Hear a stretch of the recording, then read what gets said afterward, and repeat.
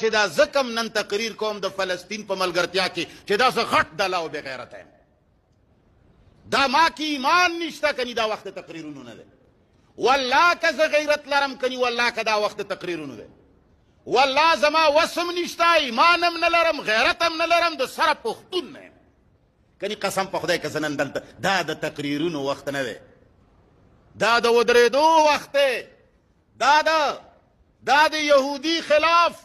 د مسلح کېدو وخت دی عمر حمله وکړه یهودي ووال بې غیرته تا په قنوت نازله و او په نپلونو باندې بیا بایله صلاح الدین ایوبي پاڅېده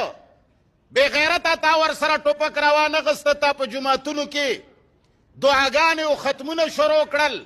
صلاح الدین ایوبي سر وخوړو نورالدین زنګي پاڅېده او تا ورته دلته ختمونه او دعاګانو باندې مسلمان ولګول نورالدین زنګي سر وخوړو ملا عمر پاڅېده یهودو نصاراو سره جنگ کولو تا مسلمانان په قنوت نازله او په ختمونو ولګول د کائنات بې غیرته ملا عمر سر وخوړو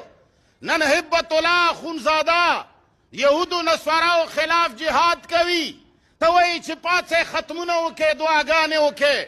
نن حماس برسره په کار د یهودو سره او تا ته دا خلق د دروغو خبرې کوي اولو حماس دا توره وکړه یهود سره ټوله دنیا ولاړه ده امریکې ونه وي چې د یهودو دپاره دعا وکړي برتیانې ونه وي چې د یهودو دپاره دعا وکړي عیسایانو ونه وي چې د یهودو دپاره دعا وکړي په عیسایانو کې 3 لکه پوپان او علما د چوټي خلق دي یو سړی بیان تر اوسه پورې رانغی چې یهود کے لیے دعا کرو یهودو دپاره روجې وساتئ بنی اسرائیلو دپاره روجې وساتئ هولو دعاګانې وکړئ هولو قنوت نازله وکړئ هولو چرچ ته راشئ هولو پلانې کار وکړئ ټوله پرنټ میډیا او دا ټتې پتې میډیا دی وګوره صاحب ته افیم یې افیم د انګریزانو افیم یې پیر صاحب د انګریزانو افیم یې زما صدر صاحب زما بیروکریټ صاحب د انګریزانو افیم یې مسلمانانو چې د بیدارېدو وخت راشي ته فورا د مانځه افیم وله ورکې ته فورا د روجې افیم وله ورکې ته فورا د دعاګانو افیم وله ورکې ته فورا د ګډېدو افیم وله ورکې اولو خانقاګانو ته راشه اولو دعاګانې وکړې او بیا ذکر کوي الله څه چل دی اولو په بني اسرائیلو یهودو باندې او په فلسطین باندې حمله شوې ده ختمونه وکړې اپیم یې